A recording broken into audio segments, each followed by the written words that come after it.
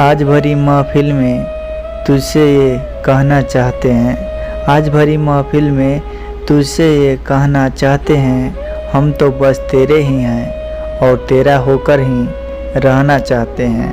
हम तो बस तेरे ही हैं और तेरा होकर ही रहना चाहते हैं। इस ज़माने की भीड़ में अब हम खोना नहीं चाहते। इस ज़माने की भीड़ में अब हम खोना नहीं चाहते।